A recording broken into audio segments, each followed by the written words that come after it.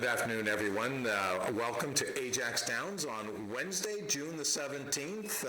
Ajax Downs, of course, in Ajax, Ontario, just east of the city of Toronto, and we're in Durham region. And we're going into phase 2 in coronavirus world on Friday, so we're going to open up our restaurants and some other amenities that we have that we've been closed with, but we've got live racing, and live racing, of course, we've got a nice card on tap today, 7 races on the program, with a couple of champions on tap. I'm your host, Nick Koukas. My co-host, Jennifer Morrison, is with me. Jennifer, where are you, Jennifer?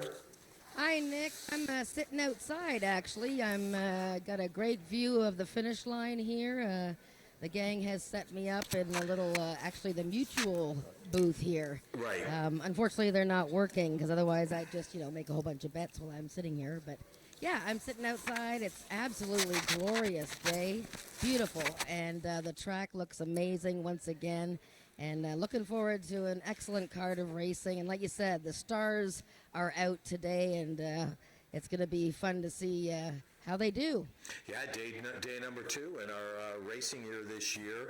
Last week we kicked it off with a nice little card, but I think our card today is much better, and we're going to start off with race number 1, which is a maiden event. These are 3-year-olds and up, going a distance of 300 yards, and I went with the 3-horse in here, CR1 Time, Cassandra Jeske, riding for trainer Tom Dunlop, who was able to get his horses here today. It wasn't last week, but there are here today, and this horse is making its debut here at Ajax with 2 races, one at Remington Park and the other one at Fair Meadows down in Oklahoma.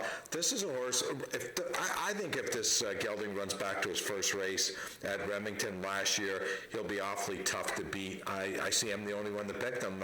You've looked elsewhere in race number 1. Yeah, well, I mean, I know what you're saying about CR1 Time, the 3-horse. That was a key race that he debuted in just over a year ago in May. That means the 1st and 3rd place finishers and the 6th place finisher, they all came back to win their next starts. The only reason I didn't pick this horse today is because I tend to watch the Tom Dunlop horses one time off the long layoff. Usually they need a race to get, raring to go. If you'll notice his stats, his over 180-day stats, he's 0 for 14 in the last 2 years. It looks like a very promising gelding with some ability, but I'm going to stick with horses that might be a little bit sharper to go, and that's the 1. And, early money already on the 1-horse Tempting First Dash, a filly who raced at Los Alamitos last year and had a number of good outings. And Scott Reed, trainer Scott Reed, running his first horses of the meet. You'll notice that Brian Bell is going to be the main rider for the Scott Reed barn as we start this season out. And Scott Reed actually has 2 horses in the race. He also has another filly, Legacy of the Moon, who showed good speed last year as well. Not sure she's as good as Tempting First Dash, but you'll notice the stats on Scott Reed. He is very adept at getting horses ready off a long layoff. Yeah, speaking of the 2-horse Legacy of the Moon, I do remember the mare Touched by the Moon, really, really nice racehorse. And, this horse has got some nice pedigree. This 4-year-old mare did run 3 times last year and didn't run all that badly the first couple of starts. But this is a horse that looks like the weaker of the 2 in this. Let's talk a little bit about the 4-horse Just Black and Blue, Corey Spataro riding for Craig Spada. This is another horse that's coming from Louisiana. This one here got claimed for $5,000 last time, but has run some decent races. Well, look at the odds on Just Black and Blue every time he raced. 3-1, 4-1, odds on a couple of times. He's out of a mare that won $190,000. The pedigree is there. It was an excellent race that he was in the last time he appeared back in November.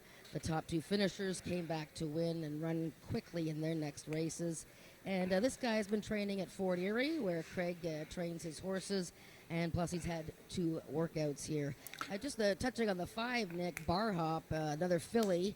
This one I got a chance to see work on May 22nd. She actually beat a workmate by the name of Virtuosi, who ran very well opening day here last week. So I'd be interested to see how Bar Hop does in this race. She's another shipper. It's interesting. All these horses raced elsewhere last time, except Legacy of the Moon. Yeah, one's coming from California, the other one's coming from Oklahoma, one from New Orleans, and one from Texas. So that's really, really weird.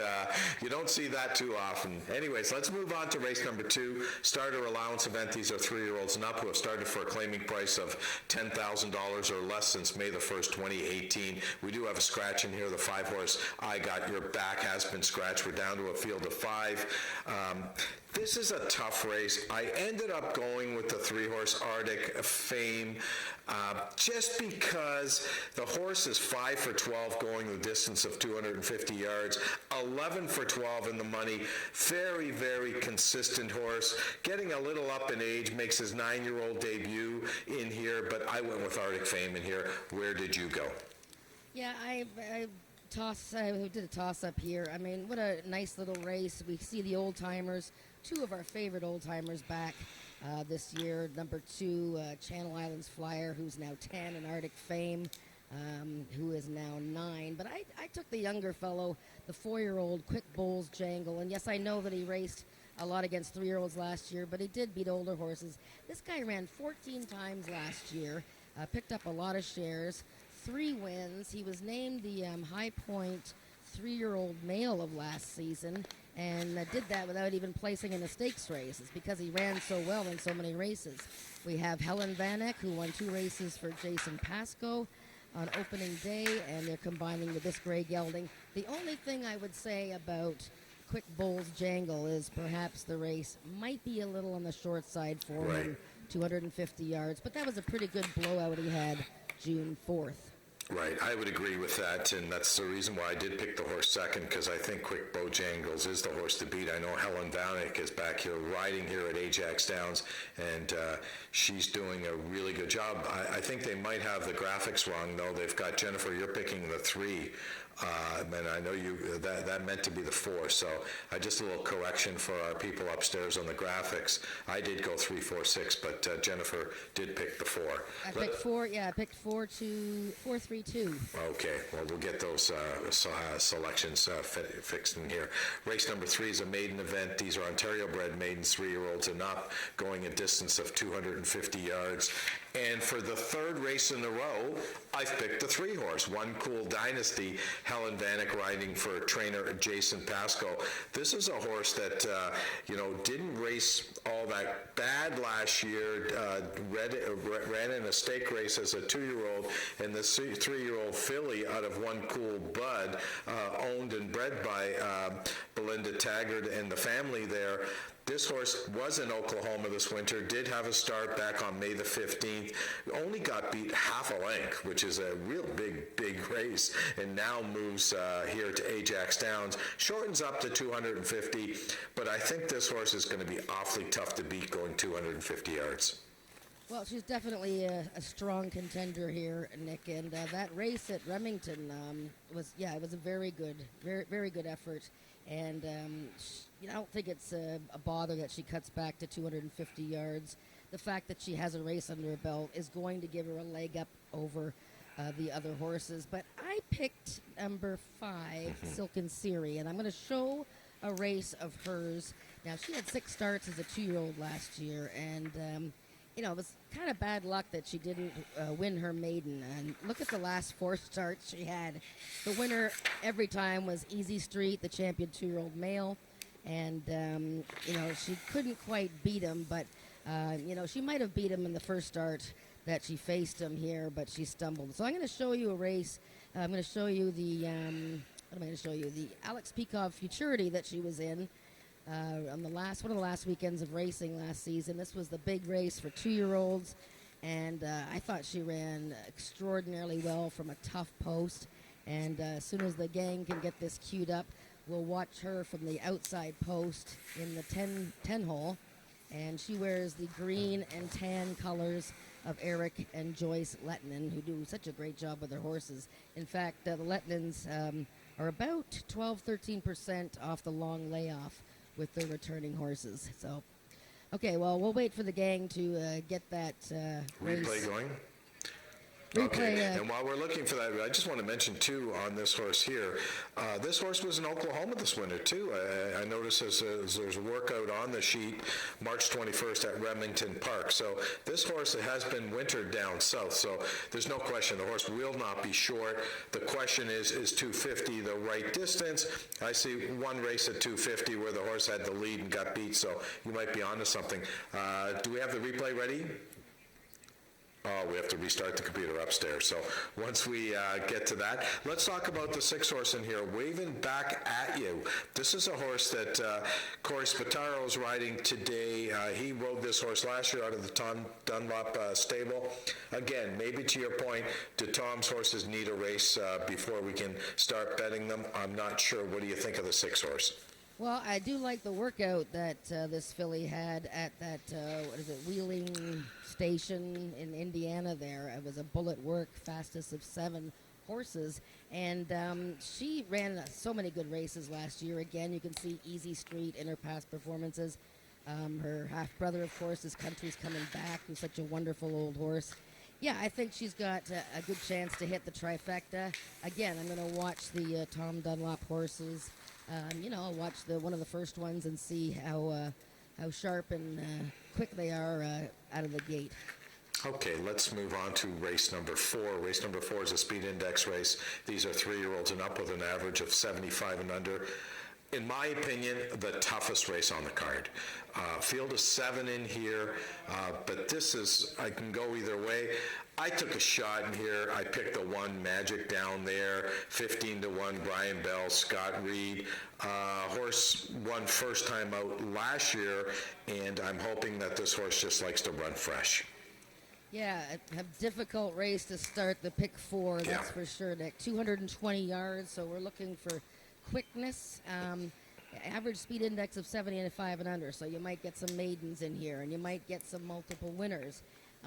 This is a 3-year-old who raced against strictly 2-year-olds last year. Do we want to go with older horses? I think she's a strong contender, but how well do the 3-year-olds do against the older horses at this time of year? And how is she going to handle the rail post? She didn't have it at all in her 4 starts last season, but as you said, she won first time out, and she showed quite a bit of ability.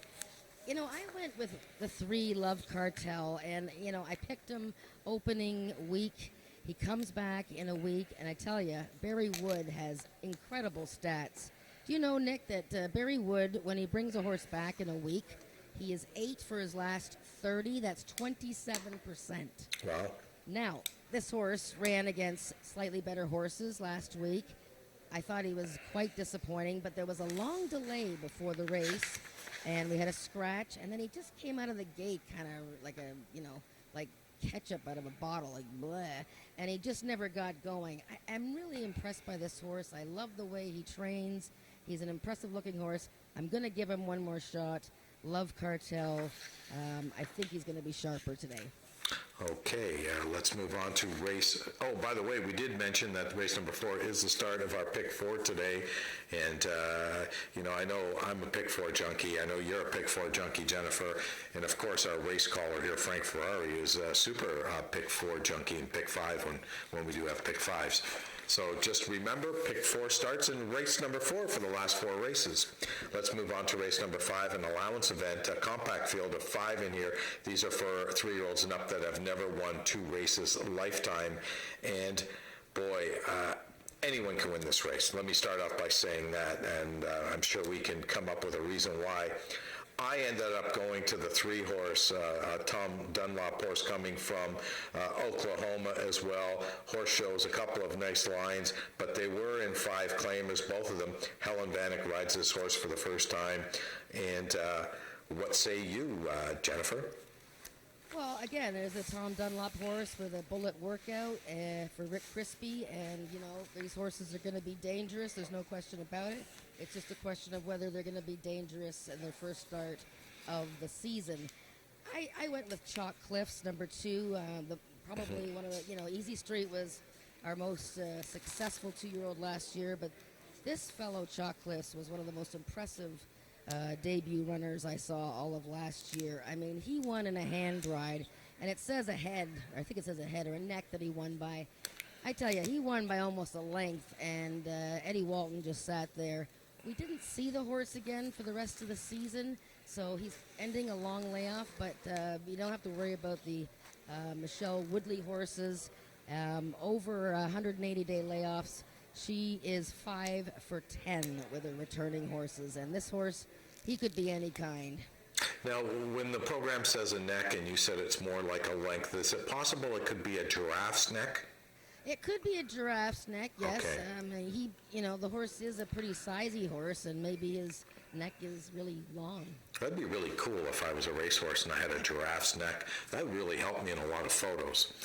I see why you like the 2-horse. Let's talk a little bit about the 4-horse, Do You Good. This is a horse that raced last week, has got one race under its belt, and actually raced really, really well and closed well last time with Corey Spataro, Craig Spada, the trainer here. Can this horse run back? What are the stats with Craig Spada on 1 week layoff? Actually, I don't have. There weren't any. And if there were, it was like less than 5 starters, and so I know I looked it up, but there was nothing there. The horse. I'm surprised that he got beat last week because the winner was like 18-1, and she had the rail. Right. But he ran super, and for sure. I mean, if he can come right back, longer distance this time. But he did win his maiden going 300 yards.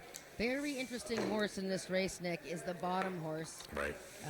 Foosmint. And Right. this is the return of trainer Don Reed, who is one of the most successful trainers here at Ajax Downs. He's got like 1,000 winners. And so he's back training. And this filly will wear blinkers today. And boy, she showed a lot of interesting speed in these races last year. She won going 110. Yeah, she won going 110 yards. That's right. And it said late explosion. Then she had all kinds of problems in her last 2 starts, hopping at the break and checked late. She's a grade 1 winner, too. So all kinds of pedigree there.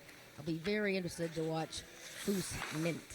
Okay, let's look at race number 6. Race number 6, and hopefully we have, I know Jennifer wants to show a replay in race number 6. We have Had to Be Ivory is back. This is a horse that ran 5 times last year with 3 wins and a second, made $66,000. And I don't know, upstairs, do we have the replay for May the 26th on this horse? Well, while we're waiting for that, so it's pretty exciting because we got 2 champions. There we go. We got it on the screen. There we go. Okay. Good job, guys. So we're going to watch him from the 7 post here. I'm just going to try and see where we are. So he's got the blue blinkers. Actually, he's number 6, I guess. Is he number 6? And he's got blue blinkers with a white face. And this is the peak of maturity last May. And this race today is a prep for the maturity coming up on Canada Day. So just want to watch because he's racing against Country Boy 123, and it was early in the season. Okay, sorry, he's one from the outside there with the blue blinkers. And okay, we're just showing a head-on here. I was hoping for the whole race, but anyways, he is very sharp. This horse has won his first start of the year in every single season that he has run. He comes out sharp and ready to go. This is his best distance, Nick. He's 4 for 4 going 300 yards. So without Country Boy in town for this race today, and then the peak of maturity, Had to Be Ivory, starting from the rail. He's the one they got to beat. Yeah, and let's talk about that for a second. Could that be one of the hiccups with this horse? I mean, I don't ever think that you want to be on the inside. I mean, and when you look at that replay, horses on the inside tend to turn right when they come out of the gate, so they seem to have a bit of a disadvantage, I think. What do you think of that? Do you think that the rail position is going to be hurtful to this horse? Well, I mean, certainly it's a question because if you look down his pages, and you guys can turn that replay off now since it's not the whole race anyways. He's broken from the 2-hole in a 7-horse race and done okay, but certainly the rail is possibly, problematic. this is a good field. I mean, you've It got is a good field. this new 4-year-old colt, Spy for the Senate, Right. one of the top 3-year-olds of last season. Yep. You know, he did a lot of good running in the States last year, and already this season he's run 4 times. And, yeah, he's super. He loves Ajax Downs. I mean, yeah, he's run 4 times this year elsewhere, but he loves Ajax, where he's 4 for 8. Yeah, that's an amazing record on Spy for the Senate with 8 starts, 4 wins in 4 seconds. And as you mentioned, was running in Oklahoma in some pretty tough spots, really, and some really high claiming light races, optional races. The 3-horse, let's talk about the 3-horse, because I love this horse. Country's coming back. You know, we talk about inside. This horse had the 1 hole 3 times last year and won twice. Gets the 3 post today. This is a tough horse who's been running against the best horses around. You know, he's just been really, really tough. And trainer Ralph Wilson, who's been around forever, and I mean forever, certainly knows how to get one ready. Yep, Mr. Pearson, this is his buddy. Country's coming back. And there was no more exciting race last year than when Country's coming back, dead heated to win with Country Boy 1-2-3. You know, Mr. Pearson wants to beat that 1-2-3, and he almost did that day. And Ramiro Castillo makes a fine partner for him. The horse has had a couple of workouts. You know, does he run his best race first time off the layoff? Not always, and now he's 7 years old. So I'm not sure that he's going to be sharp. He's got Carneros to his inside, who was our High Point sprinter champion last year, who set a world record going 110 yards. So I think Country's coming back is definitely a top 3 player. I'm not sure that he'll be a winner right off the bat. No, and this is our feature race today, and as you mentioned there are some nice horses in here. Even Carneros, I mean, you know, he did win 3 of 7 starts last year, did run some big numbers. When you look back at August the 4th, this horse won going 220 yards and threw up a 107. If you go back to June 16th when he ran the 110, I mean, he ran 113. So, you know, he's a very, very fast horse, and he's going to be the one that they're going to have to run down in here. And even when we look at the 4-horse, I mean, she's sizzling. I mean, this horse ran in the Peacock Derby last year and got beat a whole length for all of it. Had 9 starts with 3 wins, 2 seconds. A very competitive field in race number 6. Yeah, and I'd like to mention that Country Boy 1-2-3, he is in Indiana tonight. He races in the 10th race, which goes off at about 6:30 our time at Indiana Grand, and it's a 400-yard race, and he's gone south to seek out longer distances. He'll use that race as a prep for the Bradford Stakes on July 6th, and hopefully there'll be some races for him this summer, and we'll get to see the Had-to-Be Ivory Country Boy matchup again. Okay, race number 7 is the final race on today's card. This is a speed index race. These are 3-year-olds and up with an average of 85 and under, going a distance of 250. The 2-year-old champ is back in here. Easy Street gets in on an 85 and under. A little surprising, but I guess these are 2-year-old races that he ran last year. And, you know, the numbers for 2-year-olds, of course, would never be as high as number for older horses. Tony Phillips retains the mound for trainer Bryn Robertson. Yeah, so we're wrapping up the pick 4 here, Nick, and I think it's a competitive race. I mean, do you bet an undefeated 2-year-old who's going to race against older horses for the first time? And I'm talking about horses like Albert, number 3, who is a hardened veteran, 8 wins and 37 starts and $100,000 in earnings. You know, Albert raced against horses like Had-to-Be Ivory and Country Boy last year, and he's always a factor in his events. Easy Street, he won those races very easily, but he beat 2-year-olds. He's had some good workouts. You know how Bryn Robertson does. Every year his record is like 50% wins. But you know what? there's a reason that you could probably take a few others in this race. Well, absolutely. And one thing about Albert, too, is he run the distance 3 times with 2 wins in a second. So he loves the distance. And as you mentioned, he's been running against some really, really nice horses. He's taken a bit of a class drop. I mean, really, the other horse I want to mention in here, who I picked, I know you didn't pick, was the 4-horse Gatlinburg. Ed Walton now rides this horse. There are, commitments. Brian Bell, of course, is committed to Scott Reed this year, so he can't ride the horse, and Corey Spataro is chosen the lady as a winner, which is a little surprising to me, but I've been wrong before. But Gatlinburg is a 4-year-old gelding that I think is really a nice horse. Maybe the question is the 250 may be too short, but trainer Michelle Woodley, there's no better in the game at Ajax anyways, getting one ready first time out. Yeah, I mean, he is eligible for a non-winners of 3 lifetime race. Right. So, there's that to consider. Right. He's running against horses, again, I said Albert, the 1-horse Sling and Pistol Annie, and she's as tough as they come. And I Am the Eagle. This is going to be interesting to see how he does this year. This is the First Line Syndicate horse who won 4 races for his 20-some owners last year. He's very, very popular horse. You can always see his pictures on Facebook. He had a lot of problems at the gate last year, and they are going to try and see how the flipping halter works on him this year. And so we'll see, because a good start helps I Am the Eagle, and a bad start means that he doesn't finish anywhere. 14 minutes to post. We're going to send it upstairs for Frank Ferrari for the changes on today's card of racing, and then we'll be back with you throughout the whole day analyzing every race. Thanks for joining us. We'll see you soon.